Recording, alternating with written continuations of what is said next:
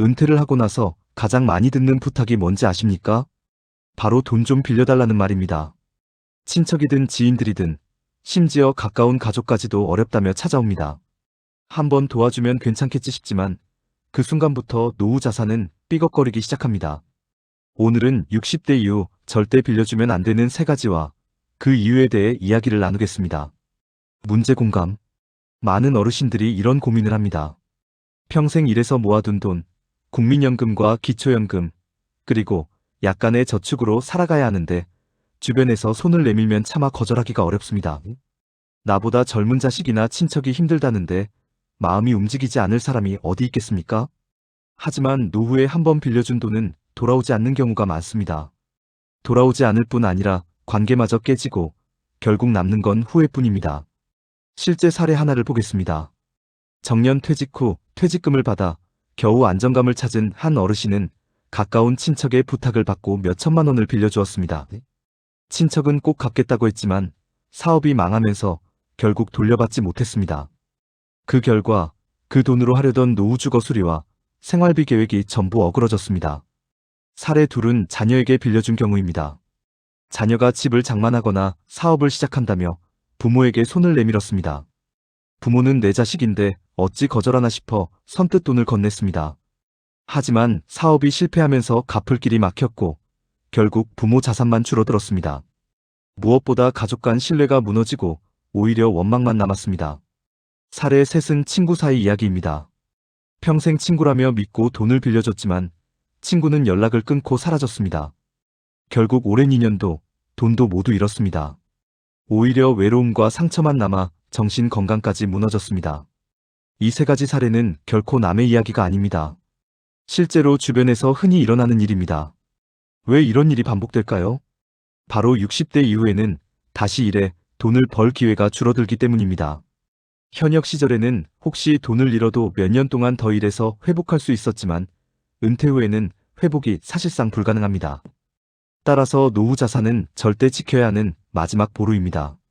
그럼 60대 이후 절대 빌려주면 안 되는 3가지는 무엇일까요? 첫째는 가족이나 친지에게 무조건 생활비를 빌려주는 것, 둘째는 연대보증이나 공동서명을 해주는 것, 셋째는 고수익을 미끼로 한 투자 명목에 돈을 빌려주는 것입니다. 이 3가지는 겉으로는 도와주는 것 같지만 결국 내 노후를 무너뜨리는 지름길이 됩니다. 정리하자면 돈을 빌려달라는 부탁은 언젠가 누구에게나 찾아옵니다. 하지만 60대 이후에는 결코 쉽게 결정해서는 안 됩니다. 내 노후 자산은 내 생존을 위한 최소한의 안전망이기 때문입니다. 이제 이어지는 다음 시간에는 구체적으로 이 3가지를 왜 절대 피해야 하는지, 실제로 빌려달라는 부탁을 받았을 때 어떻게 대처해야 하는지, 그리고 노후 자산을 안전하게 지키는 방법을 전문가의 시선에서 깊이 있게 말씀드리겠습니다. 앞에서 우리는 60대 이후 절대 빌려주면 안 되는 3가지가 있다는 점을 짚었습니다. 이번에는 그 3가지를 하나씩 더 구체적으로 살펴보면서 왜 반드시 피해야 하는지, 그리고 실제로 이런 상황에 놓였을 때 어떻게 대처해야 하는지를 자세히 이야기해 보겠습니다. 첫째, 가족이나 친지에게 생활비 명목으로 무조건 돈을 빌려주는 경우입니다. 부모와 자식, 형제, 조카 같은 가까운 관계에서 부탁을 받으면 거절하기가 참 어렵습니다.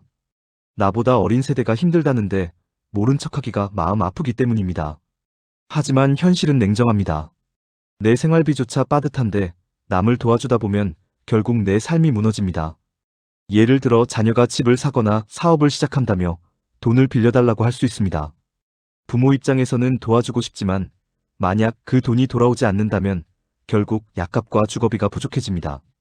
자녀는 다시 일하며 돈을 벌 수 있지만 부모 세대는 그럴 기회가 없습니다.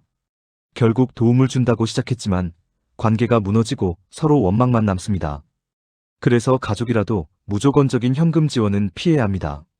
대신 함께 제도권의 대출이나 정부 지원 제도를 찾아보는 방식으로 돕는 것이 현명합니다. 둘째, 연대보증이나 공동서명을 해주는 경우입니다. 과거에는 은행에서 대출을 받을 때 연대보증을 요구하는 경우가 많았습니다. 지금은 제도적으로 줄어들었지만 여전히 개인 간 거래나 사채, 일부 금융상품에서는 보증을 요구하기도 합니다. 문제는 내가 보증을 서준 사람이 빚을 갚지 못하면 그 빚이 고스란히 나에게 넘어온다는 사실입니다.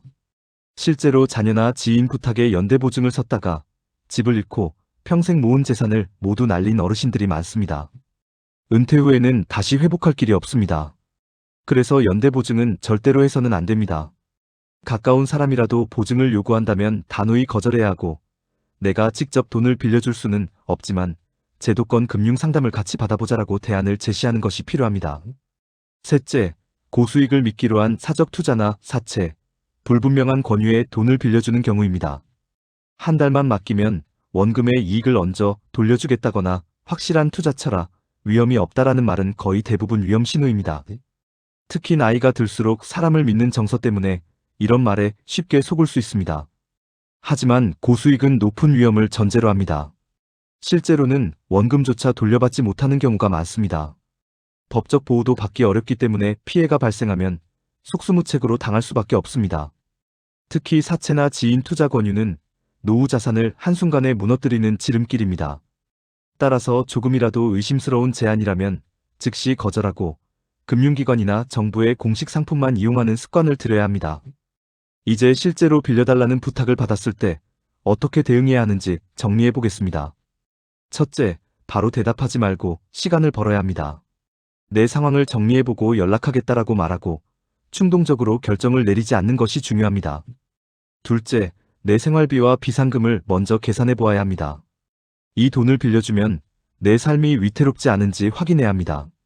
셋째, 어떻게 해서든 문서를 남겨야 합니다. 차용증이나 간단한 서면, 약속이라도 없으면 나중에 돌려받기 어렵습니다. 넷째, 담보나 보증 같은 안전장치를 요구해야 합니다. 하지만 현실적으로 가족이나 지인에게 이런 요구를 하기 어렵기 때문에 결국 애초에 빌려주지 않는 것이 최선입니다. 여기에 더해 중요한 것은 태도입니다. 거절할 때는 짧고 단호해야 합니다. 미안하지만 지금은 도와줄 수 없다. 내 생활비가 먼저라. 어렵다라는 식으로 명확하게 말하는 것이 필요합니다. 애매하게 말하면 계속 부탁이 이어지고 결국 더 큰 갈등을 낳습니다. 거절이 곧 관계를 끊는 것은 아닙니다. 오히려 내 상황을 솔직히 말하고 다른 방법을 함께 찾아보자고 하면 관계도 지키고 내 자산도 지킬 수 있습니다. 정리하자면 60대 이후 반드시 피해야 할 세 가지는 가족에게 무조건 돈을 빌려주는 것, 연대보증이나 공동서명을 해주는 것, 그리고 고수익을 미끼로 한 투자나 사채에 돈을 대주는 것입니다. 이 세 가지는 모두 내 노후를 지키는 최소한의 원칙입니다. 돈을 빌려주는 것이 곧 사랑이 아닙니다. 오히려 내 노후를 안전하게 지키는 것이 가족을 지키는 길입니다. 오늘 영상이 도움이 되셨다면 구독과 좋아요 눌러주시고 알림 설정도 함께 해주시면 앞으로도 중요한 노후 자산관리 정보를 빠르게 받아보실 수 있습니다. 여러분은 혹시 주변에서 돈을 빌려달라는 부탁을 받은 경험이 있으신가요? 그때 어떻게 대처하셨는지, 혹은 지금 어떤 고민을 하고 계신지 댓글로 남겨주시면 다른 분들에게도 큰 도움이 될 것입니다. 함께 지혜를 나누며 더 안전한 노후를 준비해 가시길 바랍니다. 감사합니다.